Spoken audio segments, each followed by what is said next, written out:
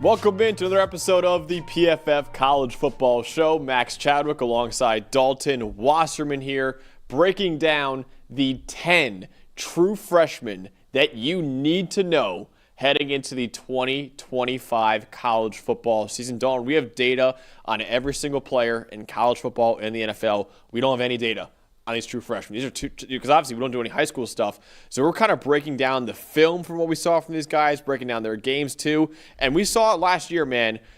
True freshmen are making impacts in college football more than ever before. In fact, you look at it right now, 3 players heading into 2025 were true freshmen last year that are my number one player at their position heading into next year. Jeremiah Smith, Colin Simmons, Leonard Moore. You have superstars also like Ryan Williams and Coy Parrish and Dylan Stewart, obviously, too.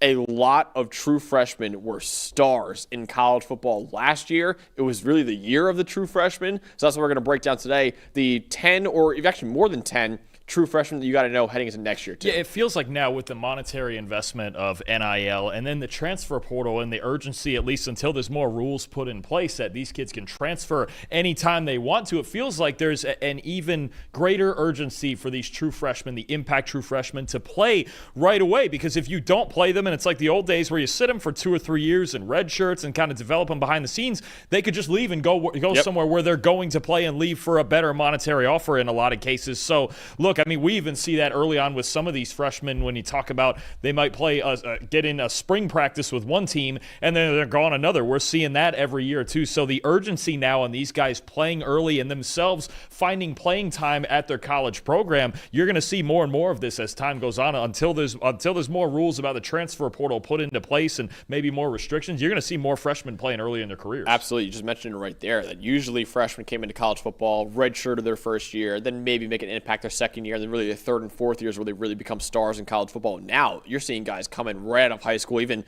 Ryan Williams' case, out of 17 years old, coming in and playing at a high level too. So it's becoming no longer very rare for freshmen to come in and dominate. True freshmen are coming in and playing very well immediately in college football. I want to remind you guys, before we get started today, PFF Plus is $40 off right now from now until August 7th, which is Thursday. You can get PFF Plus for basically 33% off right now. Get all the data and insights on every single player and team in college football and the NFL. The best fantasy tools on the planet to help you win your fantasy football leagues. The best betting tools on the planet for you to dominate all your bets too. And, of course, all the data and insights to make you sound like the smartest fan in your friends group chat too. Again, $40 off from now until Thursday. This deal is not lasting very long, so take advantage of it right now. The link is in the description below, or you can go to subscribe.pff.com and use the code EARLYBIRD to take advantage of that sale right now. All right, let's dive into the 10 true freshmen that you need to know heading into next year, going from 10 to 1. At number 10 is a guy that we broke down already, Dalton, in their own preview. Julian Lewis, the quarterback from Colorado, according to the Rivals industry ranking, which is basically taking all the recruiting services and combining them into one ranking. He's the number 56 overall player and the number 7 quarterback in the country. He's a 4-star recruit too. And now, Dalton, with Shedeur Sanders no longer with Colorado, there's a big battle going on between Caden Salter, the Liberty transfer who's really good at Liberty, and Julian Lewis, the true freshman quarterback. You and I both thought, okay, Lewis will sit for a year. He'll learn behind Caden Salter. But then Coach Prime brought both quarterbacks to Big 12 Media Days. You never, ever see true freshmen at Media Days. You never see it. Usually it's the veteran guys in the locker room. But Coach Prime brought both those guys, and in his press conference, he said, I brought both guys because I have no idea who's playing quarterback right now. So I think we could see a lot of Julian Lewis next year for Colorado. We could, and I think it's going to depend partly on, obviously, Salter's performance and his fit in Pat Shurmur's offense. I think the biggest mystery surrounding this Colorado football team this year is you have two very different types of quarterbacks in Caden Salter and Julian Lewis, and how Pat Shurmur is going to adjust the offense to either. Lewis is a lot more like Shedeur Sanders, a little bit undersized, doesn't have an A-plus arm, but he's an accurate an accurate, urgent rhythm pocket passer who's going to throw the football in a similar manner as Shedeur, whereas Caden Salter, heavy on play action at Liberty. He's got a really nice deep ball. He's a lot like his Liberty predecessor, Malik Willis, where he can really take off and run and break tackles and then excel in the play action game. But Colorado last year, obviously the last 2 years, they weren't basing their offense very much in the run game and play action. If they're willing to, roll with Salter as a veteran, they're going to have to change some things about their offense. If not, then you talk about Julian Lewis getting a shot early on, or what you could get, I think, also is Caden Salter in as the veteran early, the guy with 2 years of starting experience already, especially in some big games down there at Conference USA. Let's not forget, he brought Liberty to a New Year's Six Bowl just 2 years ago, right? So he's got big-time experience. But if Colorado were to have Salter at the helm and then maybe fall out of Big 12 contention, maybe by something like week 9 or 10, then you might see Lewis get the last few starts just to start preparing for the future 2026 and beyond. So there's a lot of interesting dynamics, but right now, Coach Sanders is certainly presenting this as a battle between the two of them that could go right up to the start of the season. They have a huge week 1 game against Georgia Tech to get ready for. And you just broke it down right there. I mean, whoever you start at quarterback at Colorado, you're having a drastically different offensive scheme to go around them, too, because they're very different quarterbacks. Salter, like you mentioned before, is the mobile guy, big arm, too. Lewis is more than Shedeur Sanders' mold. Salter has been really good in his career, though, right? 29 starts in his career, 89.8 PFF grade in his career. But Julian Lewis had an incredibly decorated career in high school. You mentioned before, he's only 6'1", 190 pounds right now. He's a little undersized. Doesn't have elite tools either. But he was the Max Preps National Freshman of the Year in 2022. He was the National Sophomore of the Year in 2023. And he was a first-team All-American in his third and final season in 2024. So National Freshman of the Year, National Sophomore of the Year, and first-team quarterback in his third and final year of high school football. In fact, Dalton, he was the Gatorade Georgia Player of the Year twice. There's only been one other player who's ever won that award twice. Trevor Lawrence? Trevor Lawrence. Okay. Trevor Lawrence. That's pretty good company to be in right there, right? So Julian Lewis, incredibly decorated high school football career. I am excited to see what he could do at Colorado. And I thought, 2026 would be the year for Julian Lewis at Colorado. We could see a lot of Julian Lewis in 2025 for the Buffaloes. And the fun part is with Caden Salter's skills, let's just say, hypothetically, Lewis were to win the job, I still think Salter would have plenty of use as an option threat and to jumpstart a running game that, look, Colorado's going to need more balance in their offense regardless. So I think Salter's got a role either way. It's going to be a fascinating month of August watching these two battling out. Yeah, can't wait to watch Julian Lewis at Colorado in 2025. He's our number 10 freshman to know going into next year. At number 9 is edge rusher Jahkeem Stewart from USC, the number 33 overall player. If you don't know, the top 32 players are 5-star recruits. Basically, think of them as college football's version of first-round picks. Jahkeem Stewart was essentially the best second-round pick, or really the best 4-star you got in the 2025 high school class. The number 5 D tackle coming out of high school, too. And this is a guy, Dawn, that USC is very high on right now. A lot of the coaches and players are saying this guy is immediately ready right now.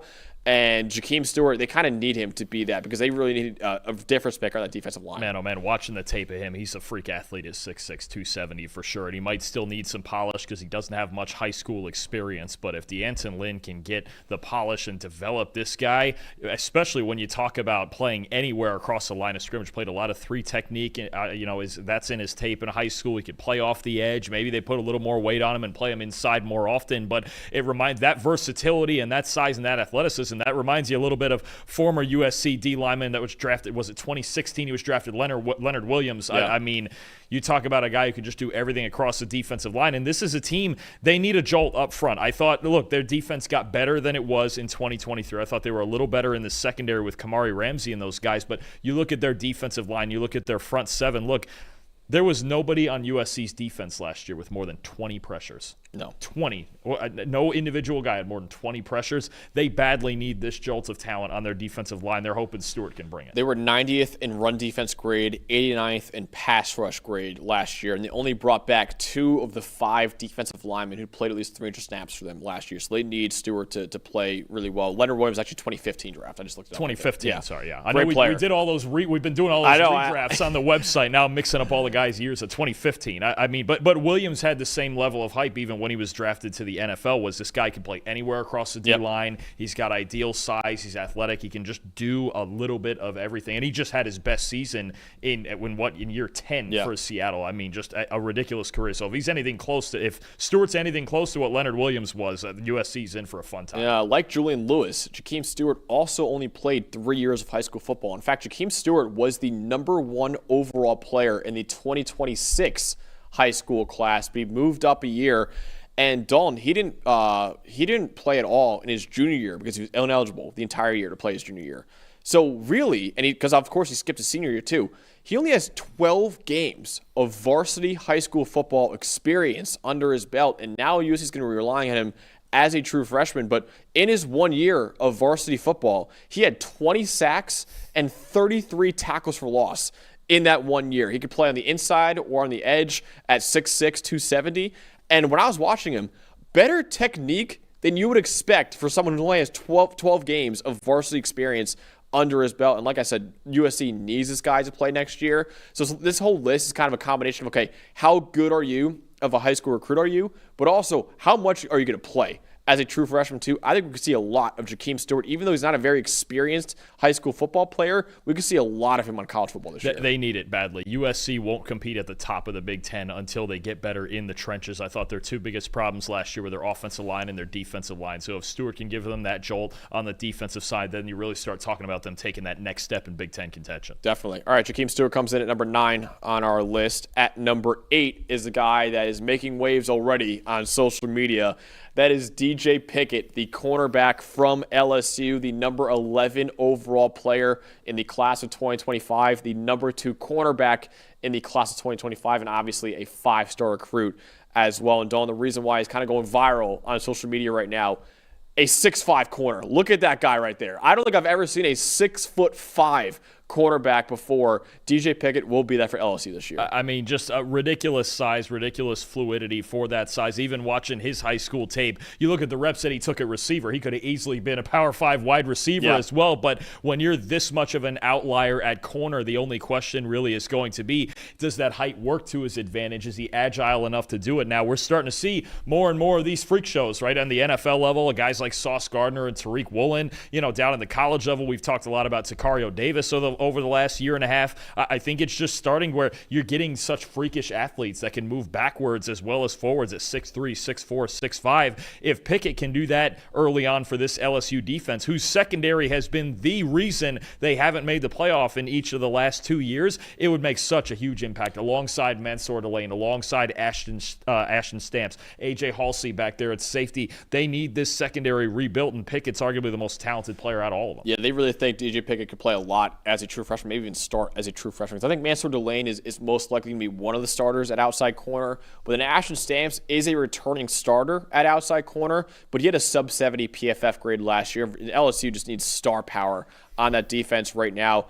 Pickett, 6'5", 195 pounds. He ran a 10.7 second 100-meter dash, so incredible speed at that size too. Very fluid mover, great ball skills, 10 interceptions in his high school career. Played a little safety for his first 3 years of high school football, then moved to cornerback this past season.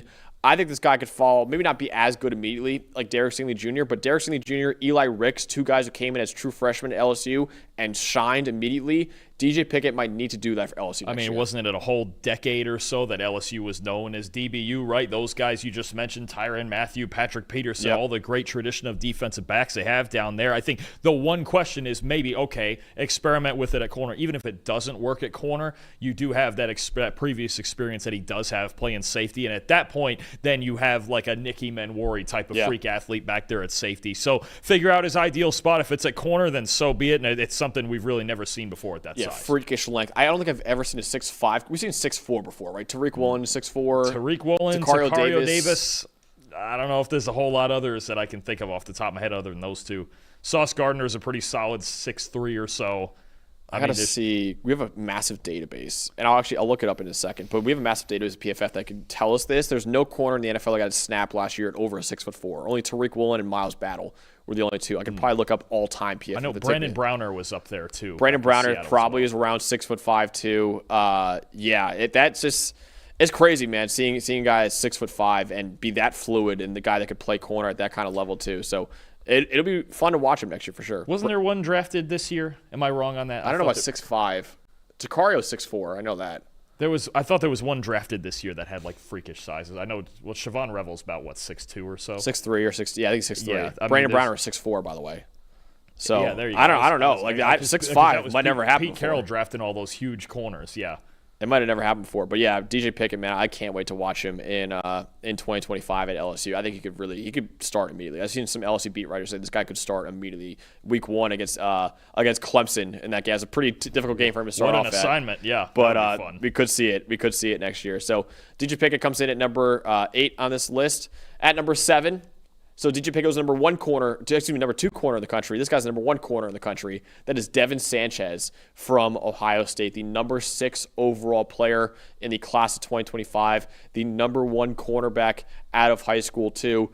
And after losing Denzel Burke, Dalton, there is some playing time to be had at LSU and at Ohio State secondary. Sanchez might not start for Ohio State immediately, but he should get a lot of playing time. Yeah, he probably will. I mean, Ohio State, they're always rolling out great corners as well, and they usually end up playing 3 or 4 of them throughout the season. The third guy last year was Jermaine Matthews, who's going to start alongside Davison Igbinosun this year, but then pretty open competition with the depth behind him, and there is a chance that Devin Sanchez could be the third corner. He could be one injury away from starting. He'll probably, even in a backup third corner type of role, get 400 to 500 snaps in this year, especially in mop-up duty when Ohio State is ahead in these games. But Sanchez is extremely talented. He's got good size. He's one of those guys too, even though he's closer to 6'2", it felt like when you watch his high school tape, he was just overwhelming. He was absolutely lights out, especially in press man coverage. So I think he's somebody that we should expect to play at least a solid amount early on as the third guy behind Igbinosun and Matthews. Yeah, absolutely. Yeah, Devin Sanchez,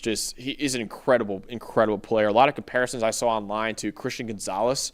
You can see him. He's really good size. He's not 6'5", but he is 6'2", and he ran a 10.69 second 100-meter dash with great speed at that size too, and just so technically sound already too. So already drawn rave reviews in spring ball and fall practice. I saw some Ohio State beat writers say he's a Jeremiah Smith of defense. Don't know if I'll go that far for Devin Sanchez, but if he's getting that kind of reviews for Ohio State, he should perform immediately as a true freshman with Davison Igbinosun, with Jermaine Matthews Jr.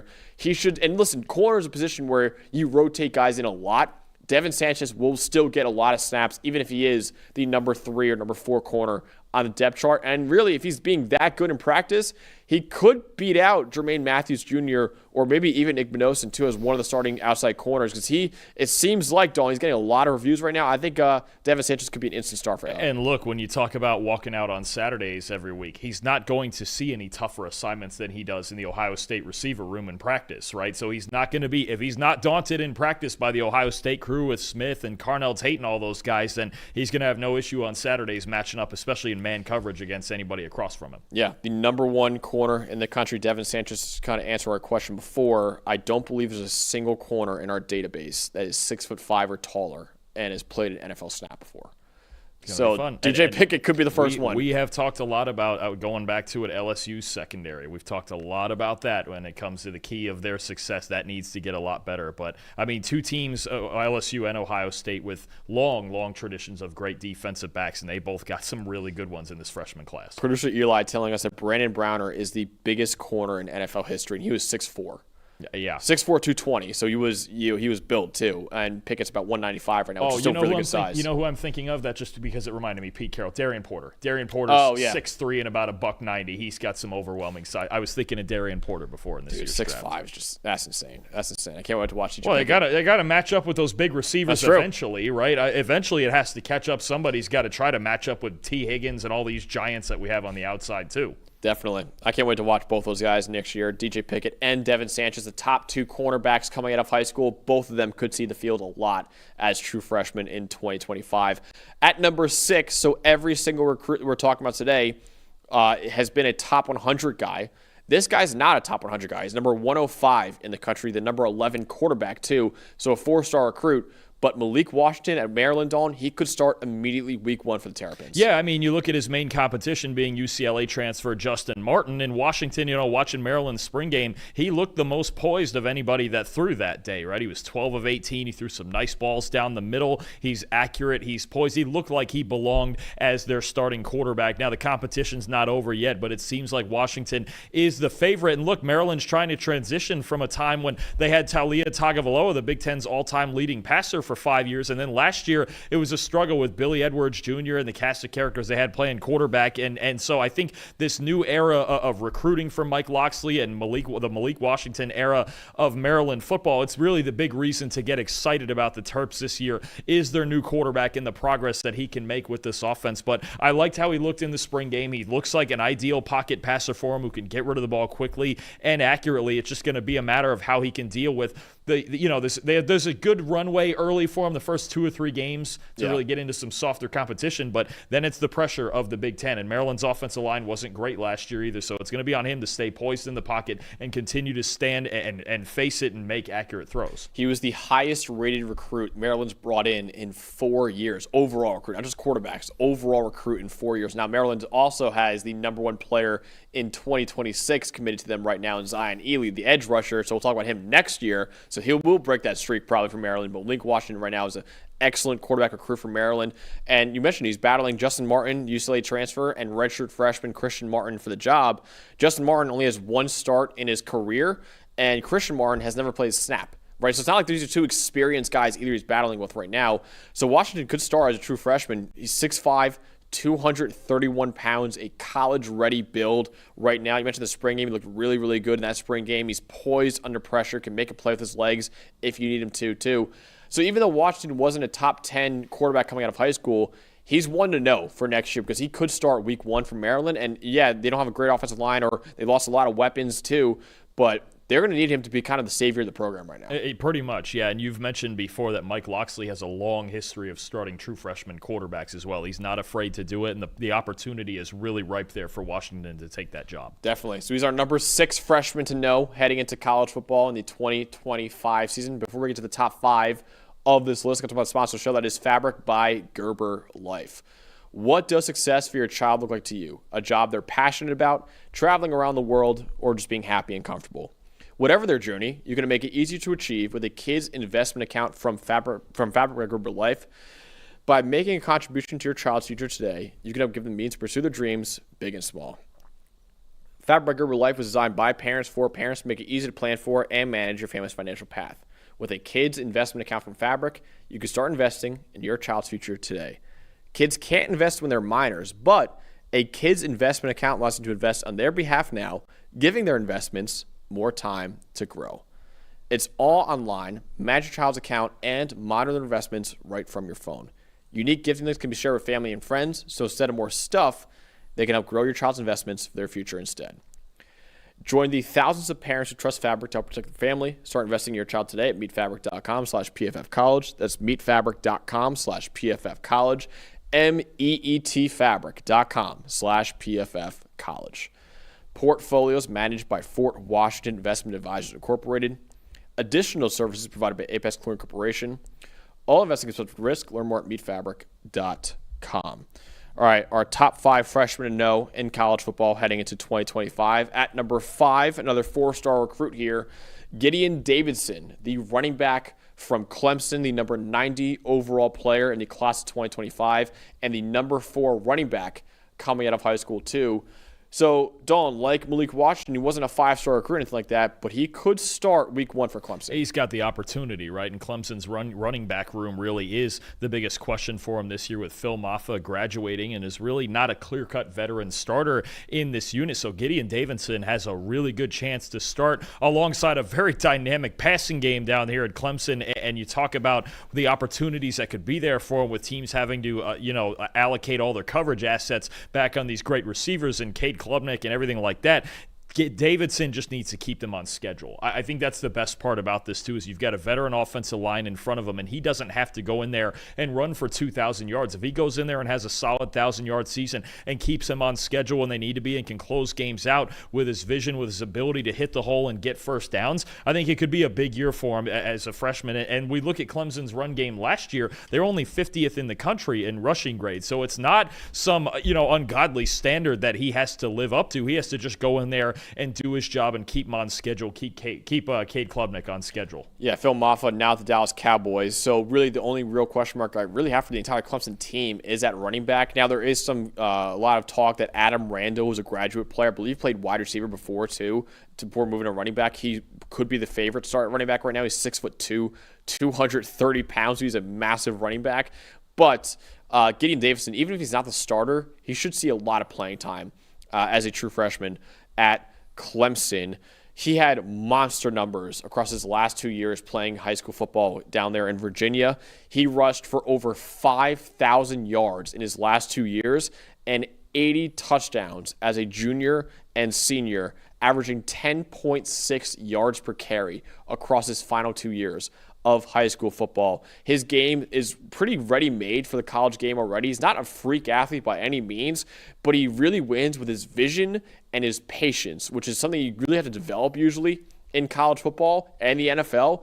And he's coming into college football right now with really good vision and patience. Again, he might not be the week 1 starter against LSU, but even if not, running backs, again, like cornerback, is a position where a lot of guys play it. So Gideon Davidson should see a lot of carries in his true freshman year. Absolutely. I think that vision, that patience, that ability to just, again, hit the hole and get first downs, that's all they're going to ask from him. And look, you've got a pretty credible rushing threat at quarterback, too, in Cade Klubnik, who's actually their leading returning rusher. So I think Davidson, it is a great situation for him to come into, and he's going to be relied on to balance out the offense. But he's fully capable of doing that, especially with as good as Clemson's passing game is and how far back defenses are going to have to play to protect against that. Absolutely. So Gideon Davidson, the number 4 running back coming out of high school, but he's the number 1 true freshman running back to know heading into 2025 right now.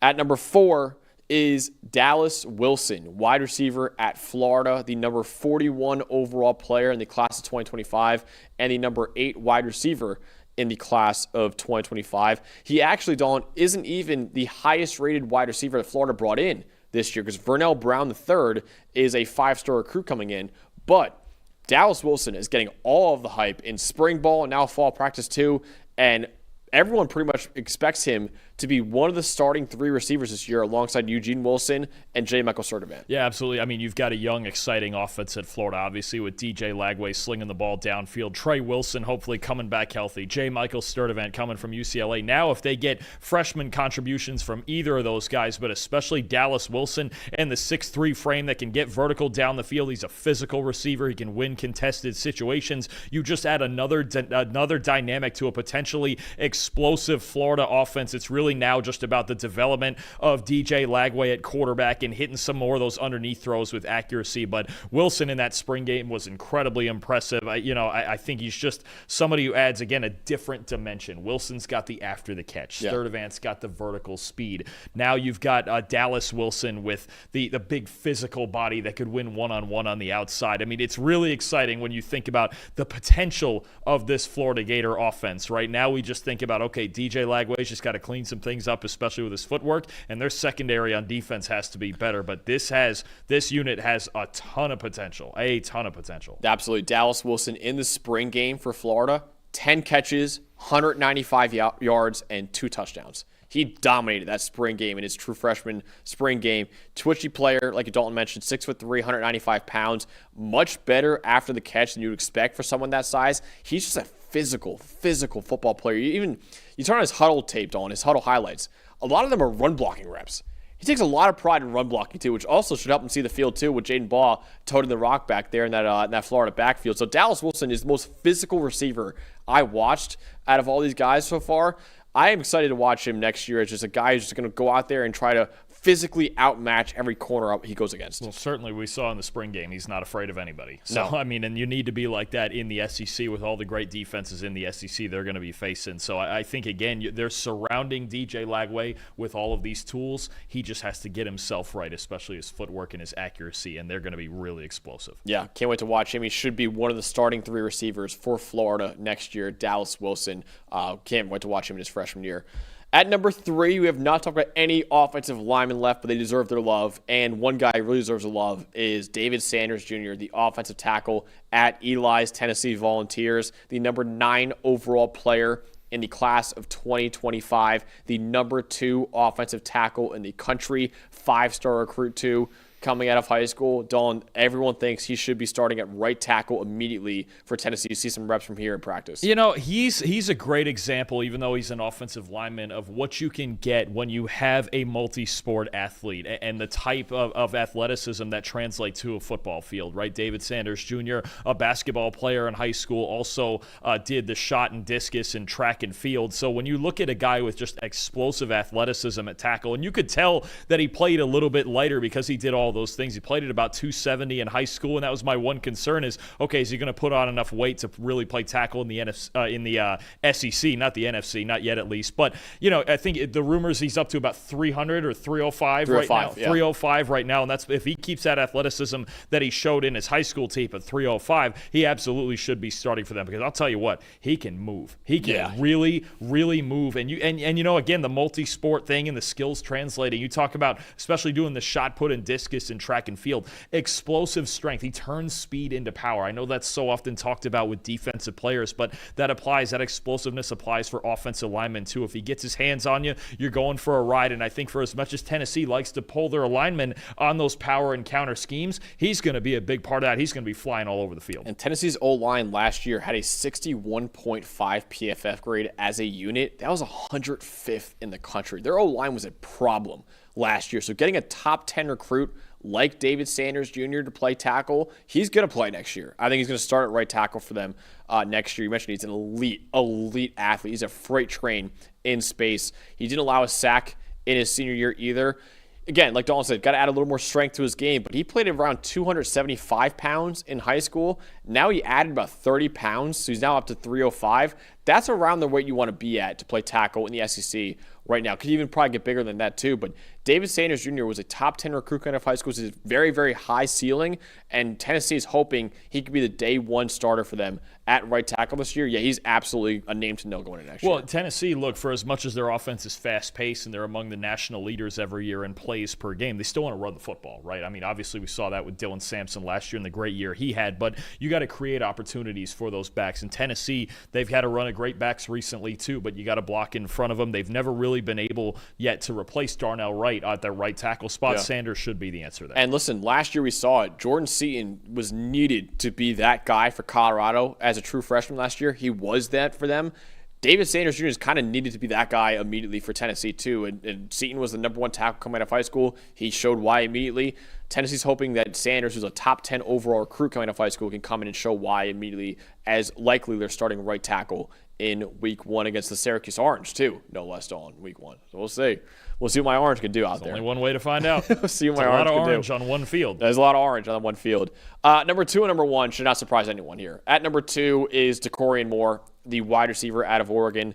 So we saw last year, right, true freshman receivers dominated last year. Jeremiah Smith was the best true freshman receiver we've ever seen in college football. Ryan Williams is now entering his sophomore year as my number 2 receiver in the country. Those two are actually on the cover of EA College Football 26 because of how good they were as true freshmen. And then a bunch of other guys like Cam Coleman and Bryant Wesco Jr. were also great as true freshmen. So Dakorien Moore, as the number 1 receiver out of high school, is also expected to take on that kind of role. And also, Dalton, he is a guy that would need to take on that role right now because Devin Stewart is most likely going to miss all of next year with a torn patellar tendon. Yeah, no, absolutely. The Dakorien Moore is just as important to Oregon's success this year as anybody because I think wide receiver might be the position that we have the most questions about. But it helps to have the number 1 guy in the country coming in as a true freshman. And to me, Max, it only took me maybe a handful of clips before I looked at Dakorien Moore and went, Oh, that's Stephon Diggs. Okay, I think that's the type of player you're looking at. 5'11", 6 foot, about 190 pounds, lightning after the catch. He can stop and start on a dime with the ball in his hands. He's tough. He's competitive. He wins more contested situations than he really should than most guys do at that size. So I just think a lot of that, the package feels like Stephon Diggs to me. And remember, Diggs was a big-time recruit when he went to Maryland back in the day and then fell to the 5th round of the NFL draft because the production never quite hit at the level of a number one receiver. It did in the NFL, but not quite at Maryland. But I think, look, Moore has got a serious opportunity here to step in as Oregon's top guy very, very early. And the question is going to be around him, the development of Dante Moore, right? Yep. And maybe we're going to get into that a lot during the season. We've got Haynes and Haynes down at Georgia Tech. Yeah. Now we're going to have more and more at Oregon. But look, he's got, I think it's just like Jeremiah Smith last year. He's got an opportunity. Yeah. And when you have an opportunity, no matter how old you are, if you're that talented, you take advantage of it. Dakorien Moore is going to be a huge factor in whether or not Oregon can get back to the playoff again. I love the Diggs comp. I mean, he's got elite speed. He ran a 10.4 second 100-meter dash in high school. That translates over really nicely to the gridiron. Really good agility, too, which makes him a really good separator and dynamic after the catch. You mentioned he's 5'11", 186 pounds, but he plays way, way bigger than that. He makes some outrageous catches on tape and really strong hands, and he's a great leaper, too. Got a really high vertical jump, which makes him win those contested situations. He played at a really high classification of high school football at Duncanville High School in Texas. In fact, he was the number 5 overall player in the class of 2025. His quarterback, Keelan Russell, we'll talk about later, was the number 2 overall player. So you had an elite connection between Keelan Russell and Dakorien Moore at Duncanville High School. But Dakorien Moore dominated. Even at that high level of high school football, he had 4,113 receiving yards in his 4 years there with 40 touchdowns across his 4 years there, too, at a very, very high level of high school football. Again, I think Dakorien Moore, will it be a Jeremiah Smith level of impact? I doubt it, because Jeremiah Smith, like I said, is the greatest true freshman receiver we've ever seen. But I could see this being like a Ryan Williams, if not a little bit more than that this year. Yeah, I think it's just going to be a matter of how much can they move him around. And again, I think more so than Dakorien Moore's talent, it's going to be about Dante Moore and what he can bring to this offense. Because, what Jeremiah Smith had last year, the advantage he had was Will Howard being a veteran quarterback, right? He'd already been a multi-year starter at Kansas State. This year, yes, Dante had experience at UCLA, but he's really kind of he was getting seasoned last year on the bench behind Dylan Gabriel, and now you're really getting his first serious opportunity with a team committing to him as their starter. So I think Dante Moore, Dakorien Moore, it's going to be a pairing we're going to be watching all season, seeing how the progress goes there, but Dakorien's got a boatload of talent. I know Oregon fans came at us a little earlier, too, when we said Dakorien Moore would be the number 1 guy for them, and we think that he will be. But they also have some other guys, too, like Kenyon Sadiq, obviously a great tight end there too. And then hopefully you have guys like Kyler Casper and Gary Bryan and former 5-star recruit Jurion Dickey as a redshirt sophomore contribute too. But I really think Dakorien Moore has a great chance next year to be the number 1 weapon for Oregon as a true freshman. Especially that after the catch ability and the screen game as quickly so often as Oregon gets the football outside, right? We saw it a lot with Tej Johnson, and he was among the national leaders the last couple of years in yards after catch. But I think Moore is even more dynamic than Tej Johnson, obviously bigger than he is. And I think that's the ability you really tap into early on. Just get him the football. I think it's that simple with Dakorien. Get him the football, let him work his magic after the catch, and then the rest of the details will iron out over the next couple of years. He had a really good spring game, too, some really nice catches out there, too. So Dakorien Moore, the number 2 freshman to know, because he could be the number 1 receiver for Oregon as a true freshman. For a team that has legitimate national title aspirations, Dakorien Moore could be the number 1 receiver for that team as the number 1 receiver coming out of high school, too. The number 1 overall player in the class of 2025 is Bryce Underwood, the quarterback who's now going to Michigan. Dalton, I don't think I've ever seen a quarterback with this much hype entering college football. I would have said Trevor Lawrence before, but now you got Bryce Underwood, who's going to start as a true freshman at Michigan in his home state. He's on the cover of EA College Football 26, despite never playing a snap of college football either.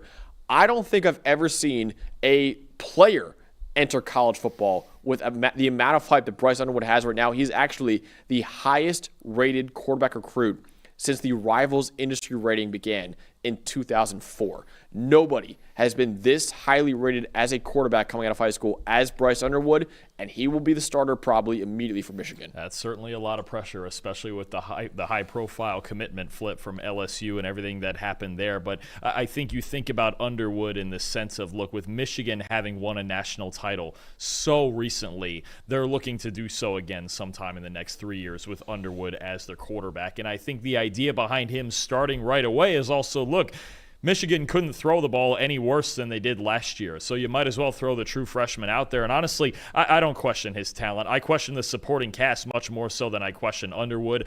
Big, ideally built pocket passer, solid athlete, rifle for an arm. You could see in the spring game that he wants to throw the football on time all the time. He's not necessarily going to be one that wants to go back there and play playground football, right? I think that's going to work to Sharon Moore's advantage. The advantage of this Michigan offense is that this is a kid who wants to throw the ball on time and understand that he has to win from the pocket first. I think the downfield accuracy will get there as he shakes the nerves off. I thought he looked a little bit, I don't know about nervous, but just a little bit shaky in the spring game when it came to throwing downfield, but he's got as much talent as anybody in the country, obviously, right? We did this last year with DJ Lagway and even Dylan Raiola, and Underwood might be more the case, but they're going to need to build that supporting cast around him. It's the one thing I question more than anything is I don't care how talented you are, how good you are, if you're below average everywhere else on your offense, if you're not protected, if you don't have dynamic receivers, then we put kind of a cap on how much hype there can be here. But Underwood, as far as his own individual talent, it's through the roof. It really is. On the cover of EA College Football 26, if you notice, he's also included in the intro of the PFF College Football Show too, because we know how much hype that guy has on him right now too. So we're even kind of buying the hype train. It seems we are pretty sure he'll be the Week 1 starter. I would be surprised if he's not, because Mikey Keene is coming off injury too. I know he's back now, but he isn't like he had a full offseason either. And I just think you might as well get it underway, right? And look, they're playing Oklahoma in Week 2. Yeah. Right? Do you want to go in there not throwing your best punch, or if Keene struggles Week 1, then switching to Underwood? I mean, against Brent Venables and that defense. So that's going to be his first real test there at Oklahoma. Is going to be just fascinating in his second college and Michigan game, needs assuming him. He's starting. Yeah, Michigan needs him too, right? Because Michigan had the 4th worst passing grade in the country last year, the 54.3 team passing grade. They had 3 different starting quarterbacks for them last year too. Bryce Underwood has a 50-4 record as a starting quarterback in high school football. 2 state championships too. He broke the Michigan high school record for career passing yards and total touchdowns. Like I said, he is expected to be the savior of this Michigan program right now after kind of a disappointing year in 2024. They want to get back to competing for national titles like they were in the 3 years prior, and then of course they won it in 2023.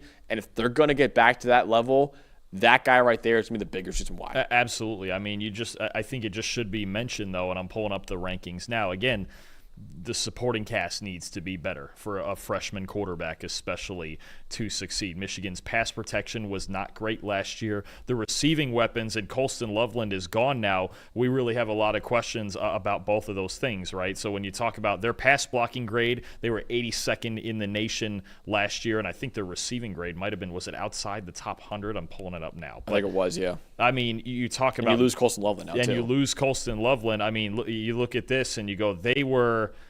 Where is this? They were 102nd in receiving grade, even with Colston Loveland. So they need to get better. They need to find. Now, maybe it's a situation where the quarterback is so good that he can elevate everybody around him, but you can't be outside the top 80 of those two things and compete at the top of college football. So I'm looking at, along with Underwood, how the rest of this offense develops. Definitely. Absolutely. Because we see all time and time again, supporting casts matter for quarterbacks. We've seen quarterbacks in the NFL and college football that are very talented fail because they don't have the supporting cast around them to succeed. So that's the one question with Underwood right now, but talent is not a question with him. He is the highest rated quarterback ever to come out of high school. Excited to see what he could do in his freshman year at Michigan. Don't we have a lot of people in the chat right now who are actually saying, why isn't this guy in the list? Why isn't this guy in the list? So last year we only did 10 freshmen to know. And we missed out on some guys, right? We didn't even talk about Dylan Stewart or Colin Simmons last year. Both those guys are the top 2 edge rushers in America right now. So we actually have some honorable mentions for you guys right now. Let's actually start with the top 10 recruits that didn't make this list. So the top 10 guys did not make this list. Now, the reason why they weren't on this list is because we think some other freshmen have better chances to play immediately and play a lot immediately for their schools.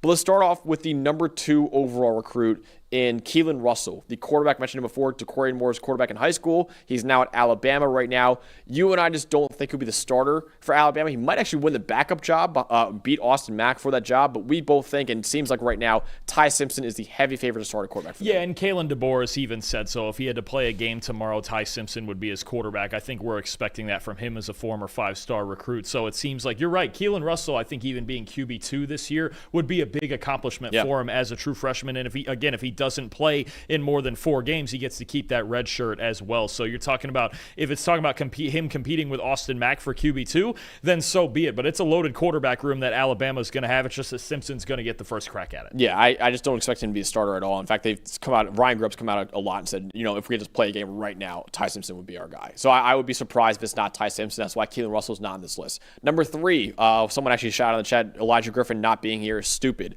Elijah Griffin is the highest ranked non-quarterback in the country coming into to college football, the defensive tackle from Georgia. But like Keelan Russell, we don't often see true freshmen on the defensive line, especially for Georgia, play that much. I do think Elijah Griffin, with how much players they lost, though, will probably see a good amount of playing time. But he's just right now, some people have him as like a number 3 player on the depth chart. He's going to play, but I don't think he's going to start or be relied on as much as some other guys. I think a big story at Georgia, him and the top edge defender in this recruiting class, Isaiah Gibson. It's going to be a big story of Georgia's defensive line because they had 6 defensive linemen last year play at least 400 snaps. They're all gone. Yeah, they're all gone, whether it be to the NFL or to the transfer portal. The only other one who played more than 300 is Kristen Miller, and he's obviously their starting nose guard. But there's going to be some open competitions when it comes to Georgia's defensive line. I would expect a lot of guys to rotate in there, and I do think Griffin and Gibson could both be important rotation pieces for them. They've got every opportunity in front of them to try to crack the starting lineup, but Kirby Smart's going to exhaust all his options, and he's going to figure out who his guys are up front because they severely lack experience on the defensive line. Yeah, Griffin, the number 3 player, the number 1 D tackle. Gibson, the number 10 player, number 1 edge rusher. Both those guys could play a little bit next year, but probably won't start for Georgia next year. Number 4 overall player, another quarterback, 3 quarterbacks in the top 4, Tavian St. Clair at Ohio State. Now, Ohio State is in a major quarterback battle right now, but it seems like it's between redshirt freshman Julian Sayin and Lincoln Keenholz right there. St. Clair seems like the guy who's going to be QB3 for them this year. Yeah, most likely. I mean, unless we see something crazy over the next month, and Ryan Day obviously decides to change the program there. But I think St. Clair, the idea, this is kind of, Ohio State can do things kind of the old school way when it comes to the quarterbacks, right? Okay, you can sit for a year or two. We've got another NFL quarterback rolling through here, and you mentioned it, the competition right now between Sayin and Keenholz. I mean, it's a huge story. It's the biggest story at Ohio State right now. They're obviously replacing a lot on defense. They've got a loaded group of weapons, but they've got to get the quarterback right if they want any chance of repeating for a national title. So I don't think St. Clair is going to factor into that this year, but it's certainly a name to keep an eye on next year and beyond. He is a number 4 quarterback, number 4 overall recruit coming out of high school. So yeah, he's absolutely a name to know in the future. Number 7 is a safety, the top safety in the country, Jonah Williams, going to Texas. He could see some playing time, I think, as a backup player, maybe even take over a starting job from Jelani McDonald. But with Michael Taft there, Jelani McDonald there too, Derek Williams Jr. there too, Jonah Williams will still see some playing time as probably a backup, but he's probably not going to start for them this year. Just so loaded. I mean, best secondary in the country last year. You ranked them as the best secondary in the country heading into this year, especially with guys like Michael Taft and Malik Muhammad back there. So I think, Williams not playing much this year, it's not really about his talent so much as Texas is just so loaded. The job that Pete Kwiatkowski does, getting those guys playing well on the back end is just unbelievable. So you probably will see a little bit of them, and obviously all of these guys that aren't playing, they're going to get special teams work early on as well, and that's always valuable too. But that just really tells you how stacked that Texas' secondary is that a guy like Jonah Williams isn't going to play a ton early on, even as talented as he is. Definitely. All right, next up, a guy I was really hard leading off on is the number 9 player was Michael Fasusi, the number 1 offensive tackle coming out of high school, the number 8 overall player. He's going to Oklahoma. Now, he could play because Oklahoma's offensive line was really beat up last year, and they struggled a lot last year too. Fasusi, and a lot of Oklahoma people think he could play a lot next year because right now Jacob Sexton is projected to start at left tackle. He had a 55.1 PFF grade last year, has been below 60 his entire career. So Fasusi can play at left tackle. Right now he's projected to be a backup at left tackle, but he could take over that job pretty quickly. This is a big story all around the Oklahoma Sooners, and I know they've got John Mateer and they've got Jaden Ott, and Jaden Ott's already coming from a team that had a bad offensive line at Cal, but Oklahoma's offensive line needs to be a whole lot better than it was last year. Obviously, they had a ton of injuries, but if they want to compete with the big dogs in the SEC, they've got to be better in the trenches. Maybe Fasusi is an answer for that, but either way, as an entire unit, they need to be much better up front or they won't compete at the top. Definitely. So that wraps up the top 10 players that we didn't talk about right there because Isaiah Gibson was at number 10 too, the edge rusher from Georgia. Some other honorable mentions I want to shout out to here, and you could just go over any of them that you want to talk about. Justice Terry, the D tackle at Texas, was a 5-star recruit. Dijon Lee, cornerback Alabama, another 5-star. Andrew Babalola got a shout out in the chat too. Yeah, it's absolutely got to know. He's an offensive tackle going to Michigan, number 3 tackle in the country. Amari Adams, even on a loaded defensive line at Clemson, this guy is turning heads right now and could play a lot as a D tackle at Clemson. Harlem Berry, the top running back coming out of high school, going to LSU. LeVar Arrington II, the son of LeVar Arrington, is actually wearing number 11, a very iconic number for Penn State linebackers. He's going to Penn State too. And of course, I throw my guy in, Demetrius Samuel Jr. at my alma mater, Syracuse. Former 4-star recruit, not even a top 200 player coming out.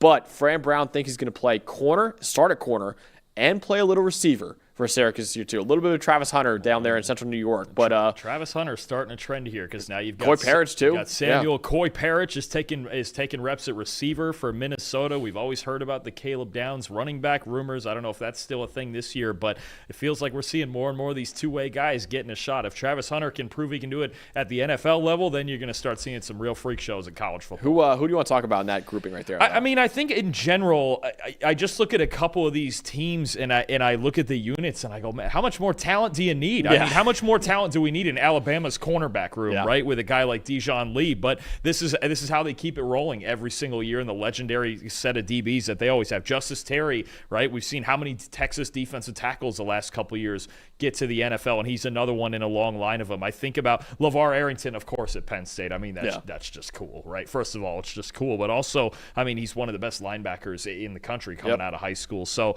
I just look at Clemson's defensive line, like you mentioned with Adams, as if they need another one this year, especially if he can make an impact this year, rotating in with Woods and Capehart on the inside. Just ridiculous. I mean, same thing with Clemson's defense. And how much more do they need, honestly? And you mentioned, the chat mentioned Babalola.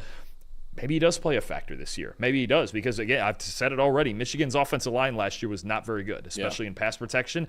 If he could be a factor in that early and come up with Bryce Underwood and really create that foundation on offense, then you talk about a team in the next couple of years that can get back into title contention. Yeah, I think Babalola's going to be huge for them this year because obviously, get Evan Link starting at left tackle. He struggled a lot last year, I thought, too. So Babalola could maybe take over there, too. And then, Ty Haywood's another guy who was a top 50 recruit coming out of high school, true freshman this year too. So they brought in some really good offensive linemen coming out. But I think that's the guy to watch out for. Harlem Berry is the top running back coming out of high school. I know we talked about Gideon Davidson already too. Harlem Berry, I'm excited about at LSU. I think Caden Durham's going to be the go-to guy for them, but he should still see a lot of carries next year for LSU. For sure. Like, you very rarely get through, unless you're Boise State last year, you very rarely get through a whole season with just one running back, right? And LSU's running back room is very talented, but you're right. Caden Durham is probably the frontline guy right now, but we saw this last year, even something like Texas last year. Remember C.J. Baxter getting hurt early, and then Trey Wisner stepped up, and they had Jaden Blue step up, right? So you never know, especially with running backs, when you're going to need another guy to step in and play. So Harlem Berry could still play a role for LSU this year. Absolutely. So we broke down probably over 20 freshmen to know right there. There's still probably be some other freshmen that come out of nowhere and make big impacts. Remember Isaac Brown at Louisville came out of really nowhere last year. Either had a huge impact. Leonard Moore had a huge impact coming out of nowhere too for Notre Dame. So there are going to be guys that come out of nowhere, but these are the guys that we think could make a huge impact in their true freshman years for their respective schools. Want to remind you guys, PFF Plus, again, available for now until, I believe, Thursday, $40 off right now for PFF Plus, 33% off right now, only $80 for the whole year. You get access to the best betting tools, the best fantasy tools, all the data and insights on every single player in college football and the NFL. Get it right now because it goes back up to full price very, very soon. So get PFF Plus for 33% off right now at subscribe.pff.com. Use the code EARLYBIRD or just click the link in the description below and get the PFF Plus right now. I'm telling you guys, it's not lasting very long. It is the best subscription in sports. Get it right now before it goes back up to full price. But that wraps up our 10 true freshmen to know heading into the 2025 college football season. Dalton, we are back to doing 2 shows a week now because we're done with all of our team previews right now. I want to thank you guys again for watching those. We're back to 2 shows a week, and on Thursday is a big one, our preseason top 25 heading into next year. Certainly won't ruffle any feathers. I hope not. Certainly won't. The coaches poll came out today. A couple other big media analysts came out with their top 25s today. We will review our top 25 this Thursday at 1 p.m. live on the PFF College Football Show. For producer Eli back there, for Dalton Washman, I'm Max Shattuck. We'll see you guys on Thursday with our preseason top 25.